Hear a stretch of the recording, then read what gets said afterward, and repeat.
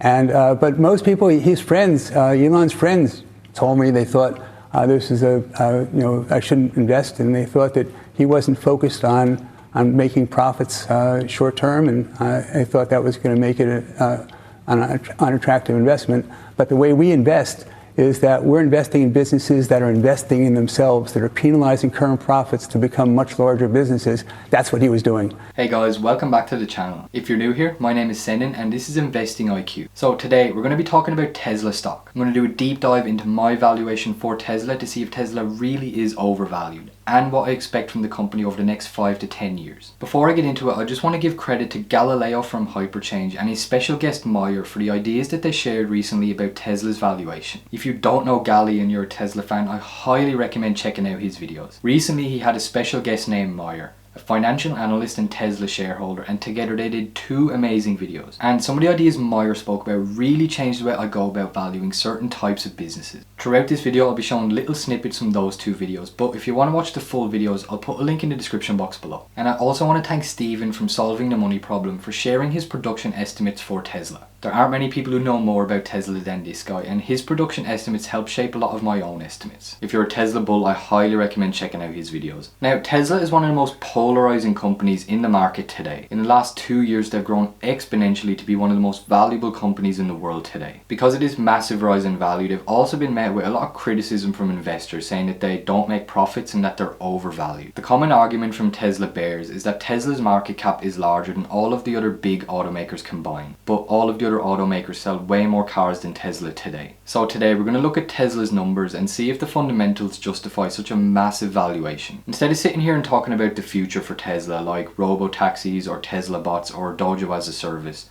I'm just going to focus on the fundamentals today. Does what they're doing right now justify such a massive valuation? I want to start with a quick example of why people think Tesla is so overvalued to begin with. As we know, the most common way to find the intrinsic value of a business is to do a discounted cash flow model and try to estimate their future cash flows. Personally, I think this is the most inaccurate way to estimate Tesla's intrinsic value for many reasons. First, because Tesla is a capital intensive business and it's growing its production exponentially. That requires a lot of capital. This means that their capital expenditures or their capex are really high and they're growing as they expand the business. Seeing as you subtract capex from operating cash flow to get free cash flow, it makes sense that if the capex is really high, then the free cash flow will be low, especially as the business is scaling up. This makes calculating free cash flow for Tesla kind of irrelevant because I don't want Tesla reducing their capex to increase their free cash flow. If anything, I want the exact opposite. I would rather them aggressively reinvest all of their profits back into the business. Why? Because Tesla is currently supply constrained. They sell every single car they make and they have backlog for months. It makes sense that they deploy all of the capital possible and build more and more gigafactories to pump out millions of cars a year. Growing free cash flow now would be pointless because they have so many projects happening where they can reinvest those profits. If I do estimate future cash flows, I try to estimate it in a different way. Instead of looking at the present time going forward, which is the usual way, the better way is to try to estimate their production amounts for the next 10 years, which is much easier to calculate. Then multiply that amount by an average sale price to get total revenue. Once I have the total revenue, I add a free cash flow margin and that gives me the free cash flow in 10 years and voila, I have the future cash flows. So this is my actual spreadsheet for Tesla. We have a few different sections that we'll get into one at a time, but for now let's focus on the production capacity. Right now Tesla is operating 2 gigafactories, which are currently at 50% capacity in Fremont and Shanghai. And 2 more gigafactories are being built, which are about to open in Texas and Berlin. I'm estimating this year's production capacity will be around 870,000 vehicles. Now, it's common knowledge that Tesla plans to reach over 10 million vehicles by 2030 and even has aspirations for 20 million. In my estimates, I have Tesla reaching 6.1 million vehicles by 2026 and 11.6 million vehicles by 2031. Which from today is a compounded annual growth rate of 30% in production. Based on what Tesla have shown recently with their production, it's looking more and more likely that they'll execute on these growth rates. So if we scroll down to the blue zone, this is how I estimate their future cash flows for 2026 and 2031. First, I used a production estimate for 2026. I took the 6.1 million production estimate and I assigned an average sale price of $40,000 per vehicle to get an auto revenue of $244 billion. Next, I tried to estimate the other revenue sources to get the total revenue.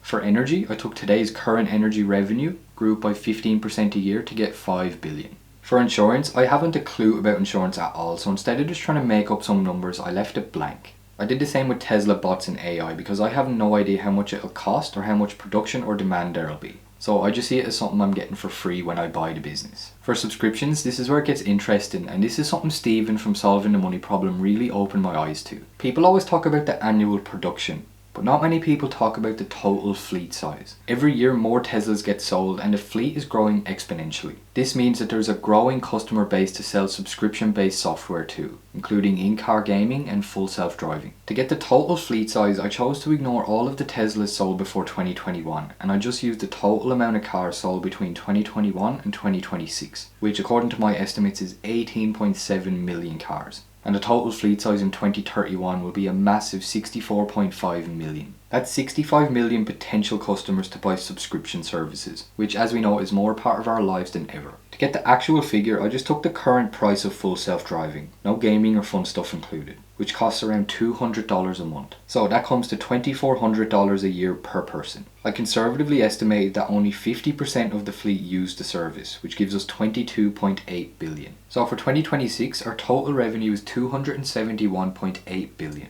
To get the free cash flow, I used a free cash flow margin of 10%, which gives us a free cash flow of 27.1 billion in 2026. I think 10% is pretty conservative too, because if we go to Ticker and look at their current free cash flow margin, they're at 10% right now. And right now they're paying for 4 factories, while only 2 are operating, and those 2 are only operating at 50% capacity. I think it's pretty safe to assume that once they ramp production, their profitability will increase dramatically, but just to be conservative, I'll use 10%. For 2031, I took the 11.6 million production estimate, and I reduced the average sale price to 35,000 because Tesla has slowly been reducing their average sale price over the last few years. This gives us a massive $406 billion in pure auto revenue. For energy again, I just grew the energy business by 15% a year. So that gives us 10 billion for energy in 2031. Next we have subscriptions. Again, I assumed only 50% of the total fleet in 2031 used the service. And at $2,400 per person, that gives us 77.4 billion in revenue. So all up in 2031, no robo-taxis, insurance or robots factored in, we have 493.8 billion in revenue. Because I believe they'll be way more profitable at scale, I used a free cash flow margin of 12% to get a free cash flow in 2031 of 59.2 billion. Now we have our 2 future free cash flow figures. So now we can work backwards and find out what growth rates they'll achieve at these estimates. So if we move over to the DCF model, we have our current free cash flow of 3.5 billion. Now I just enter growth rates until the 2026 number matches with our 2026 estimate. So if I start at 20% and keep going up until I get 27 billion, which is at around 51%. So if my estimates are correct, Tesla will grow its free cash flow by 51% a year. Now we need the second growth rate so that our 2031 number matches with our 2031 estimate, which is around 17% a year. So now we have our growth rates for what we think the company will achieve. Next we need our terminal multiple. I prefer to use 10 for mediocre businesses, 15 for high quality businesses, and 20 to 30 for high quality and high growth businesses. It depends business to business, and there's a few other factors that decides it that I'll get into later in the video. But for now, I'm going to assign a terminal multiple of 30. So by using the free cash flow method, that gives us an intrinsic value of around $850 a share. If you want to see why people think Tesla is so overvalued, just put in like a 15 or 20% growth rate and a 10 or 15 multiple and see what Tesla's intrinsic value is then. Because that's pretty much how most Tesla bears calculate Tesla's intrinsic value. There's a saying with valuation that it's better to be reasonably accurate than precisely wrong, and I think using a random conservative growth rate is not the best way to estimate Tesla. However, there's one more way to value Tesla which I prefer for these types of businesses. Instead of looking at the free cash flow to value a business, with companies like Tesla and like Amazon as well, I prefer to look at the operating cash flow. Because operating cash flow is the cash generating potential of the business without taking into account the massive amount of growth spending. But cash flow margins is what we're really interested in, because I think operating cash flow is the number that Tesla is going to be valued on for many, many years, right? Because that's, cash flow that's unaffected by CapEx decisions, stock-based comp, and other non-cash expenses, right? If you look at, for example, Amazon's shareholder letter, what's the first number that they talk about, right? Operating cash flow. That's the number that's most relevant for capital-intensive businesses like Tesla and Amazon to focus on. So to begin, we take our 2031 revenue estimate and then we apply an operating cash flow margin of 20%. Again, as you'll see in a little bit, I think 20% is pretty conservative. This gives us an operating cash flow estimate in 2031 of 98 billion, which is about on par with what Apple and Google do today. The next number we need is the multiple that the shares will trade at, and this is the simplest and the most complicated part of this valuation. In order to get the multiple, we first must understand what multiples are based on. Let's take a look at this little clip from Gali's channel where his guest Meyer talks about what drives returns for companies long term. It's a 3-minute clip, but what he says is so important and it had a massive impact on how I now look at businesses. So have a listen. So the fundamental question as to what drives equity returns in the long run is simply a function of one thing, which is called economic value added, right? EVA. So what is EVA? Basically, it tells you that the biggest companies in the world get to be that large based on how much capital can they deploy into running their business, like how many factories and labor that they can deploy to execute their business. And then the other part of it is what return on that investment are they generating? That is the return on invested capital principle. It's the return that you're generating per dollar of total capital that the company deploys. So Apple, for example, is the biggest company in the world because they've deployed $300 billion into all of their assets, right? Various assets all over the world. And they earn a crazy 40% return on that $300 billion. So that's the reason why it's the biggest, because nobody has that much. Nobody can deploy that much money and earn that high of a return on that capital. So why is Tesla significantly more valuable than other automakers? Well, this is the reason why. If you look at their return on invested capital, and this is today, this is not a projection of the future with regards to what their ROIC might be once FSD is rolling in and once robo-taxis are fully operational. This is ROIC today. So that's number one, the reason why Tesla is valued like tech and not like auto, right? People make this blanket assumption all the time. Well, you're a car company, so how come you don't trade like a car company? That's not how it works, right? That's not what multiples are based on. Multiples are based on how much capital can you deploy and what return can you earn on that capital. That's it. It's really, really simple. So according to Meyer, it's really simple. Multiples aren't based on what sector of business you operate in. They're based on how much capital you can deploy and what return you can generate on that invested capital. And for Tesla, I've assigned them an operating cash flow multiple of 30. To show you how I got 30, let's have a look at the second slide. Now this spreadsheet is broken up into two parts, so we'll do the left side first. Along the left hand side, we have Tesla, some other big tech companies, and further down we have some of the biggest automakers in the world like GM, Volkswagen and Toyota. And at the top we have the total invested capital, or the total amount of capital deployed. We also have the operating cash flow, or the cash return that the company generated on that invested capital. And then finally we have the cash ROIC percentage. I prefer using cash ROIC to traditional ROIC for the same reason I prefer using operating cash flow to free cash flow. Traditional ROIC uses net income divided by invested capital, whereas cash ROIC uses operating cash flow divided by invested capital. I think it's a better way of looking at ROIC because operating cash flow is the most relevant number for assessing the company's ability to generate cash flow. Now, while having a high ROIC is really critical to having a high multiple, so is the total amount of capital deployed by the business. As you can see, AMD has a slightly better cash ROIC than Tesla. But the reason Tesla is a much larger business is they have 4 times the amount of total capital deployed and are still generating around 22% ROIC. So if we take a look at the total invested capital and the cash ROIC for the companies on our list, we have some interesting results. To me, it's blaringly obvious why Tesla trades at a high multiple like a tech stock compared to its automaker peers. If we just compare Tesla to GM for a second, over the last 12 months, Tesla generated 10 billion in operating cash flow and GM generated 15 billion in operating cash flow. But to achieve that return, GM had to deploy $232 billion in invested capital, a 6% ROIC, whereas Tesla only deployed $44 billion in invested capital, which is 22% ROIC. That's absolutely huge.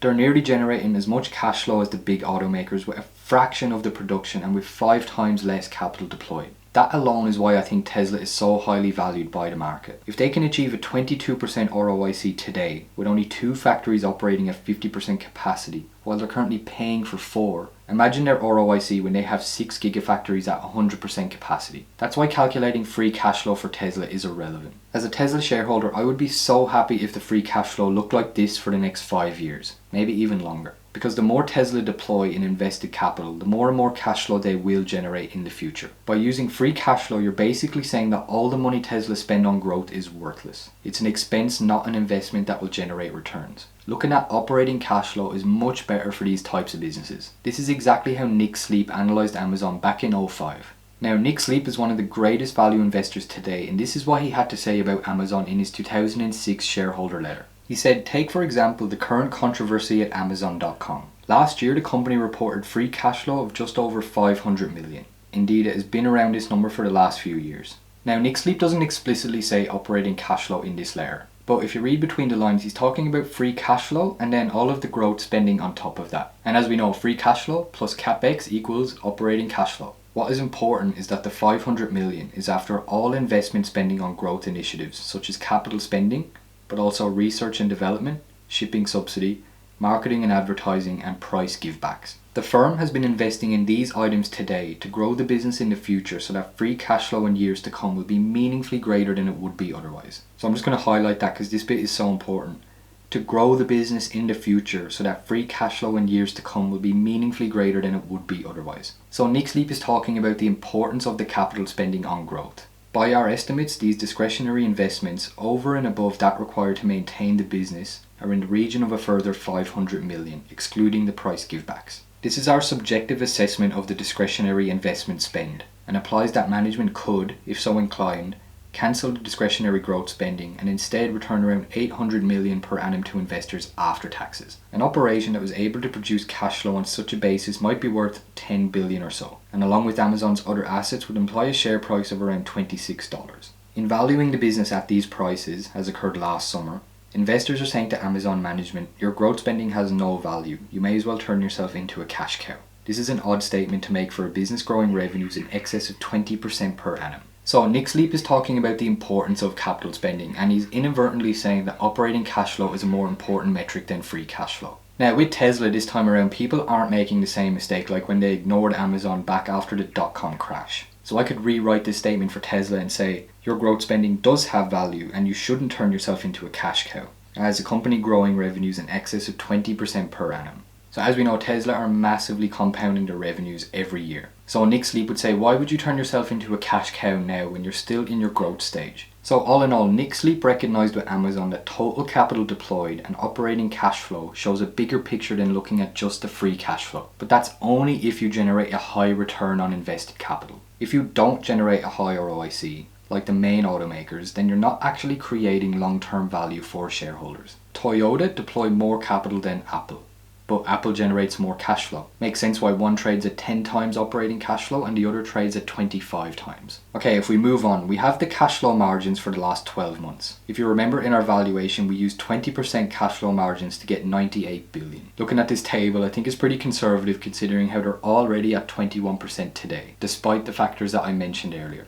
And looking at some of their big tech peers, they might even creep into the 30s, but I left it at 20% to be on the safe side. I also used 20% because they may go down the route of Amazon and deploy capital at a higher rate than their cash flows. If we look at the table on the right, we can see Amazon's CAGR for invested capital has grown by 38%, and their operating cash flow has grown by 26%, which led to the ROIC dropping slightly to 13%, whereas the others have grown cash flows at a higher rate than invested capital, leading to higher ROICs. Facebook and Amazon have virtually the same cash flows, but Amazon deploys 405 billion to Facebook's 177. Isn't that a good thing for Facebook, you say? Not necessarily. Amazon's invested capital growth shows that they're still growing and expanding the business and have places to deploy more capital all the time. If we look at the others, especially Apple, their invested capital hasn't grown as fast as free cash flows. Yes, that means they have a higher ROIC, but if cash is piling up, then they have nowhere to invest that cash. So looking at Facebook and Amazon, could Facebook deploy that much capital and still get a 30% ROIC?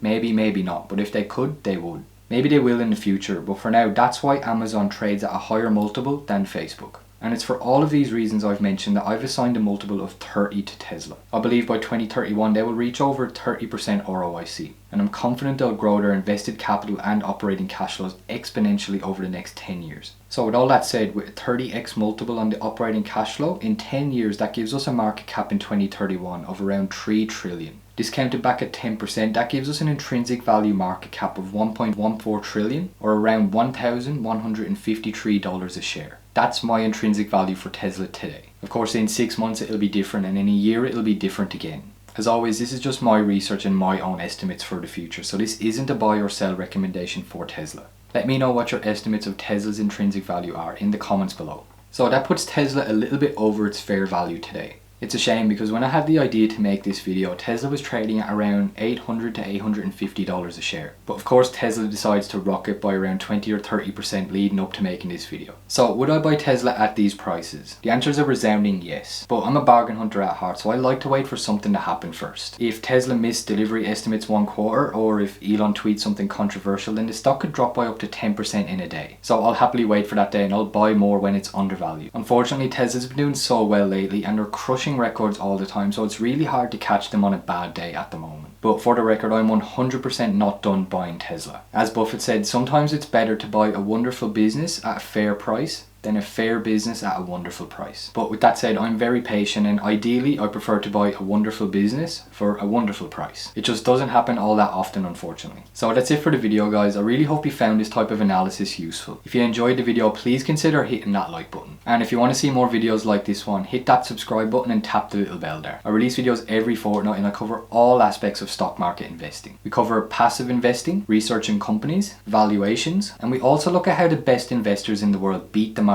every year and how we can use their knowledge to do it ourselves. And before I go, I get asked a lot about brokers and what broker I use to do my US trading. And I personally use Stake to do all of my US investing. They charge $0 brokerage fees and they have an amazing platform that's really easy to use. And if you sign up to Stake and fund your account within 24 hours, you'll get a free stock of either Dropbox, Nike or GoPro just for signing up. And if you like, you can use my referral code and we'll both get a free stock. And no, I'm not sponsored by Stake. I just really love their platform and they give out free stocks. Let me know below in the comments what free stock you got when you signed up. Did you get lucky and get Nike, or did you end up with GoPro like myself? So that's it for the video, guys. As always, this video is not financial advice, and please always do your own research before making any investment decisions. If you've watched this video all the way to the end, thank you so much for watching. I really value your time here, and I'm so grateful to each and every one of you for choosing to spend your valuable time here with me. Time is the most valuable currency to each and every one of us, so I promise to always tell you everything I know, never hold anything back, and to never ever waste your time. That's it for this video, guys. Thank you so much for watching, and I'll see you guys in the next one.